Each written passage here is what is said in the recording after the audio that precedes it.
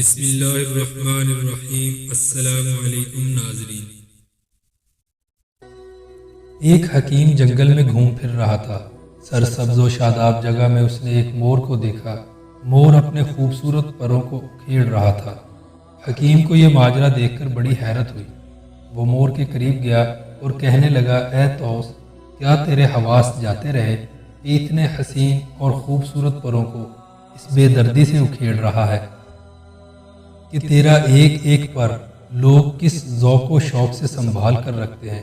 نشانی کے طور پر یہ مصحف پاک کے اوراق میں رکھے جاتے ہیں، پھر تیرے نازک پروں کی پنکھیاں بنائی جاتی ہیں۔ ارے حیوان، تیرا خالق کون ہے؟ اس نے تیرے بدن پر یہ بے شمار نقش و نگار بنائے ہیں۔ کیا تو اس مصور کو بھول گیا ہے جس نے اپنی مصوری کے لیے تجھے منتخب کیا؟ معلوم ہوتا ہے تو غرور میں آ کر اپنی کوئی نئی وضاقتہ بنانے کے در پہ ہے۔ مور نے دانشور کہ جب یہ کلمات سنے تو بے چین سا ہو کر رونے لگا۔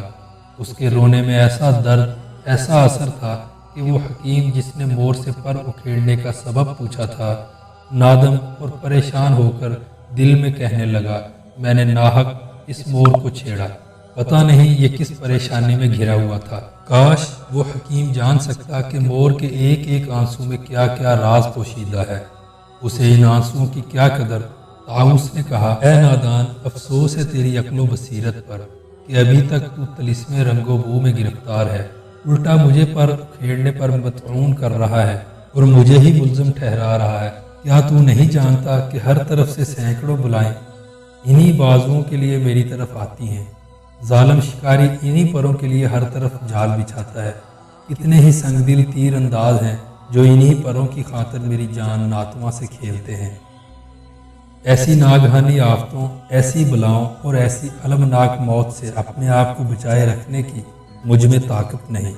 اسی لیے یہی راستہ نظر آیا کہ ان بلائے جان پروں کو پکھیڑوں اور اپنی صورت کو مکروہ بنا لوں تاکہ پہاڑوں اور میدانوں میں بے فکر ہو جاؤں۔ ایک جان کی حفاظت بال و پر کی حفاظت سے زیادہ ضروری اور اہم ہے۔ جان تو محفوظ رہے، جسم کی ابتری کا جان کے مقابلے میں کیا غم۔ خویش را رنجوز سازو زار و زار، تا تیرا بیرو کند از اشتہار۔